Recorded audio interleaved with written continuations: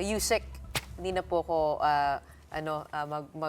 kunwari, pero sa totoo lang gulat na gulat kami dito sa aming newsroom because we used to have Art Samaniego guesting on our shows. Just a disclaimer on that. Probably not just us, but we were quite surprised over the news that came out in the weekend.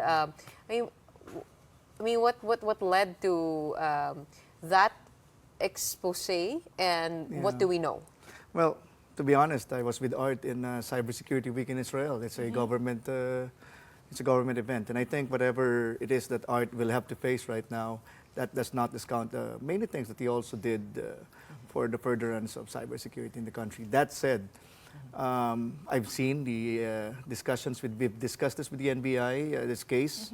I think the NBI has an airtight case against them, so I would advise that Art prepares for his defense. What are the policies when it comes to vulnerability tests? Because yun nga, parang that is the cover for hacking, good quote unquote, right? Good question, Gretchen. And thank you for asking that, because there's a lot of hacktivists who think that what they're doing is harmless. Remember that there is a law against illegal access of computer devices.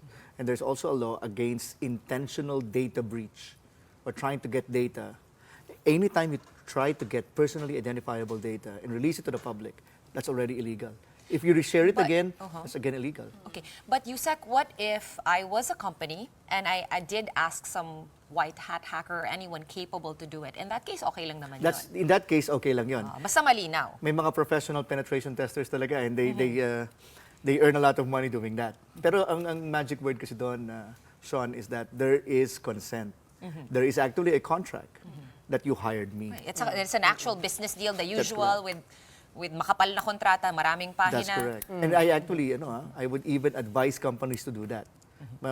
Better have a controlled environment, someone professional, search for vulnerabilities in your own website, in your own online assets. Okay, before I have the others. Kind of a silly question in relation to that. So kung ganun nga, no, why don't these hackers, like you said, it costs so much to hire someone to try to hack into your system professionally with consent?